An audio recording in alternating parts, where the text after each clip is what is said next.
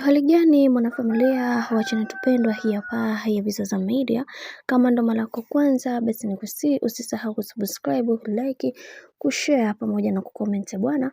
Vanessa Mdee ameweza kuweka wazi juu ya kila kitu ambacho kimekuwa kikiendelea katika mitandao ya kijamii, na leo hii ameweza kusema ya kwamba mimi sio sababisho kubwa la bwana mkubwa Juma Jux kuweza kushuka kimaendeleo au kupungua kimwili. Tunatakiwa tuweze kuelewana vizuri, kwa sababu naona kuna mambo mengi ambayo yamekuwa yakiendelea katika mitandao ya kijamii. Hivyo mimi kama mimi nitapambana kuweza kuwafanya watu wengine waweze kuelewa hiki, kwa sababu kila mtu anajua ya kwamba mimi ni moja kati ya mtu ambaye mara zote anatamani sana kuweza kuona maisha yangu yakiwa katika misingi na mikakati iliyo bora. Najua kuna wengi watajiuliza maswali mengi juu ya haya ambayo yanayoendelea, lakini ukweli ni kwamba mimi sio sababu ya bwana mkubwa Juma Jux kukonda, na pia hayo ni maisha yake binafsi. Hivyo hatutakiwi kuweza kuingilia kwa namna moja ama nyingine. Najua kuna wengi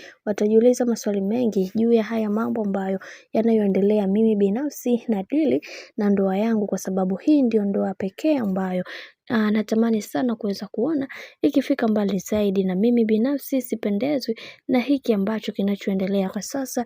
Najua kuna wengi wanatamani sana mimi niweze kunena jambo, ila kwa upande wangu ninakili na kusema ya kwamba kila kitu kwa upande wake kitakwenda kuwa sawa, kwa sababu najua namna ambavyo yeye binafsi amekuwa akifeel. Ila binafsi kutoka moyoni kabisa tunatakiwa kuweza kuwa na mipaka, kwa sababu kuna mambo mengi ambayo yamekuwa yakitokea katika maisha yetu. Hivyo ni vyema tukaweka mipaka kabla mambo hayajaanza kuharibika bwana. Hicho ndicho ambacho alichoweza kukizungumza dada yetu kipenzi Vanessa Mdee, huku akiwa anajimake up na kujiweka sawa ili aweze kufurahia zaidi.